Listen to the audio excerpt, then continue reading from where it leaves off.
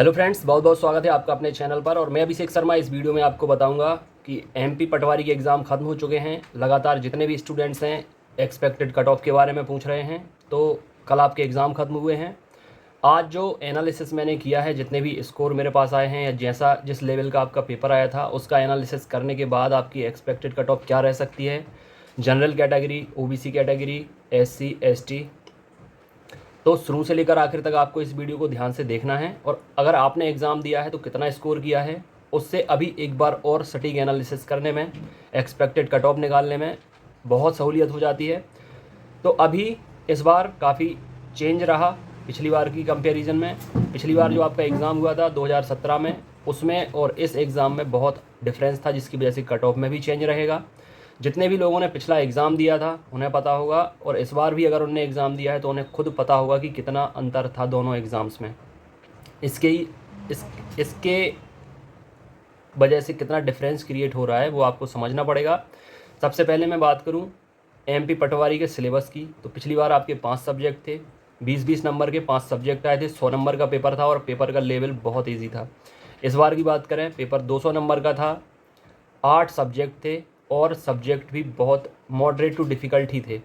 शुरुआत से लेकर जैसे जैसे पेपर शुरू हुआ 15 मार्च से लेकर पेपर का लेवल थोड़ी लो था, धीरे धीरे पेपर का लेवल बढ़ता गया और आखिर तक आते आते मतलब 100 करने में भी लोगों को परेशानी हुई। जिनने अच्छी प्रिपरेशन नहीं की थी और जिनने अच्छी प्रिपरेशन की भी थी, उन्हें 130-140 तक ही स्कोर कर पाया है, जबकि उन्हें 150 प्लस लाने का उन्हें सोचा था उनकी प्रिपरेशन के हिसाब से। तो अभी मेरे पास तो 15 तारीख से लेकर अभी तक के लगभग हर दिन का डेटा है, और पेपर का एनालिसिस भी जो मैंने किया है उसके हिसाब से अभी आपको मॉडल आंसर की भी देखने को मिल जाएगी। उसके बाद और ज़्यादा सटीक एनालिसिस करने में सहूलियत हो जाएगी। और इसके साथ साथ आपको अगर लगता है कि किसी शिफ्ट में कोई प्रश्न गलत आया था या उसके ऑप्शंस गलत आए थे, तो आप उस पर ऑब्जेक्शन लगा सकते हैं। अभी उसके लिए भी आपको टाइम दिया जाएगा।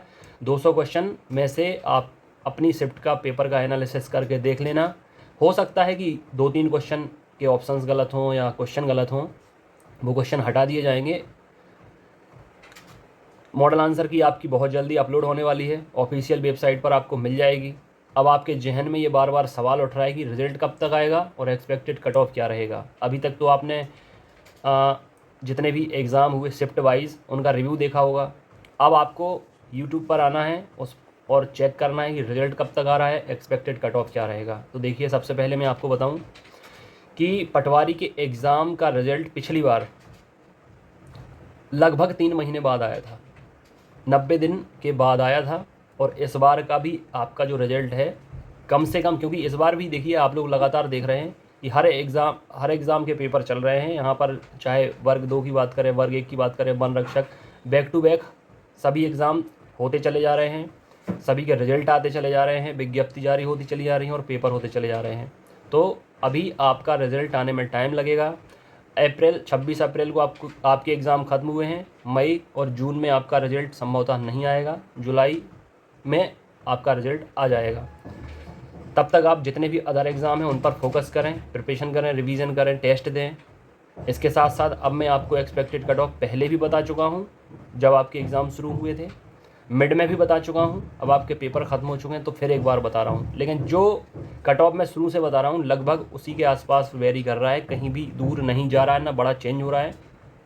अगर आप जनरल कैटेगरी से बिलोंग करते हैं तो आपके लिए जो मैजिक फिगर है वो 140 का है 200 में। अगर 140 या 140 प्लस हैं तो आपका सिलेक्शन इस बार होना तय मानिए, ठीक है, बशर्ते आपके नंबर नॉर्मलाइजेशन में ज़्यादा कम नहीं होने चाहिए।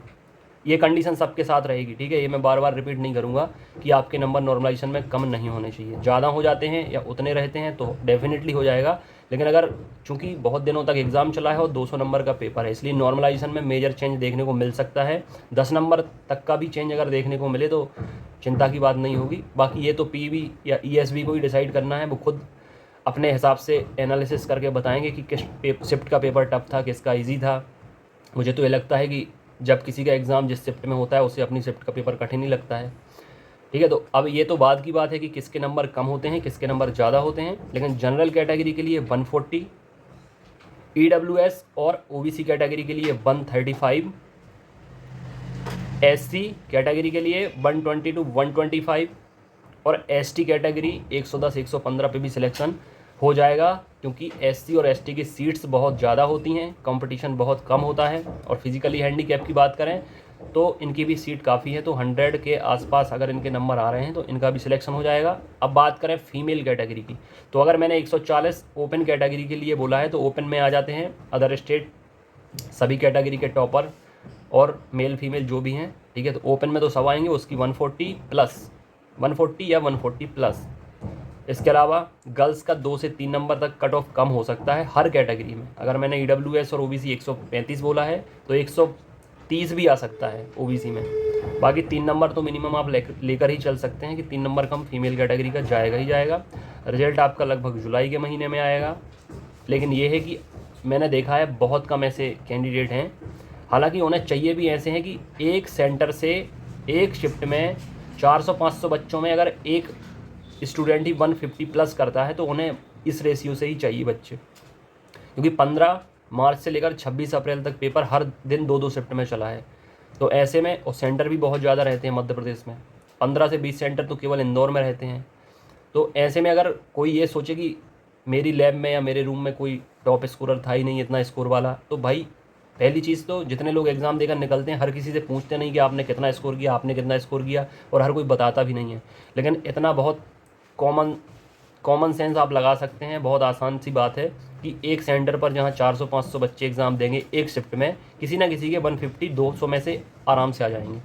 इतना ही उन्हें चाहिए, क्योंकि 12.5 लाख फॉर्म डले हैं, 9,500 के आसपास वैकेंसीज़ हैं, फिर उसमें डिवाइड हो जाएंगी कैटेगरी वाइज। फिर भी होप रखें, जो मैंने आपको बताया है अगर इतने में आप आसपास हैं तो हो जाएगा। लेकिन अगर आपके नंबर कम भी हो रहे हैं, 7-8 नंबर 10 नंबर, तो फिर आपकी किस्मत आपको देखनी पड़ेगी कितना साथ देती है। क्योंकि अगर नॉर्मलाइजेशन में नंबर बढ़ जाते हैं, भले ही आपके 130 नंबर हैं, जनरल कैटेगरी से बिलोंग करते हैं, लेकिन अगर नॉर्मलाइजेशन में 10-11 नंबर बढ़ गए तो आप जीरो से हीरो बन जाएंगे, और किसी के हीरो से जीरो बनने की भी संभावना रहेगी, क्योंकि ज़्यादा से कम भी हो सकते हैं। तो अब ये तो PV डिसाइड करेगा कि किसके नंबर कम, किस शिफ्ट के ज़्यादा करने हैं। ओवरऑल जो आपका कट ऑफ का एनालिसिस था उसके हिसाब से मैंने आपको कट ऑफ का एक आइडिया दे दिया है। अपना अपना स्कोर शेयर करें कमेंट सेक्शन में, कोई डाउट हो क्वेरी हो तो भी कमेंट करके आप पूछ सकते हैं। बाकी आगे की एग्ज़ाम की प्रिपरेशन के लिए आप व्हाट्सएप ग्रुप से जुड़ सकते हैं, व्हाट्सएप ग्रुप, टेलीग्राम चैनल और यूट्यूब चैनल से भी जुड़ सकते हैं। एप्लीकेशन डाउनलोड कर सकते हैं, डिस्क्रिप्शन और कमेंट बॉक्स में लिंक दी गई है। बाकी बहुत जल्द नए अपडेट के साथ मिलते हैं। और इसके साथ साथ वर्ग 2 के एग्ज़ाम का शेड्यूल आ गया है, उस पर वीडियो बना दिया था, कब कौन सा एग्ज़ाम होना है, अपना एडमिट कार्ड भी चेक कर सकते हैं। और एग्ज़ाम में सिलेक्शन पाने के लिए, एग्ज़ाम क्वालिफाई करने के लिए आपके ऑनलाइन टेस्ट शुरू हो गए हैं एप्लीकेशन के अंदर, वो भी दीजिए। नोट्स पढ़िए, मेंस की प्रिपरेशन वर्ग 1 की 1 मई से शुरू होगी, तो फटाफट आकर जुड़िए। Notes, test, classes, MCQ, old paper सब कुछ आपको एप्लीकेशन के अंदर मिल जाएगा। ऑडियो से नाम बताकर व्हाट्सअप कर देना, लिंक दे दूंगा, जुड़ जाना। बाकी कोई डाउट हो क्वेरी हो तो कमेंट करके पूछ सकते हैं। इस वीडियो में इतना ही। God bless you, take care.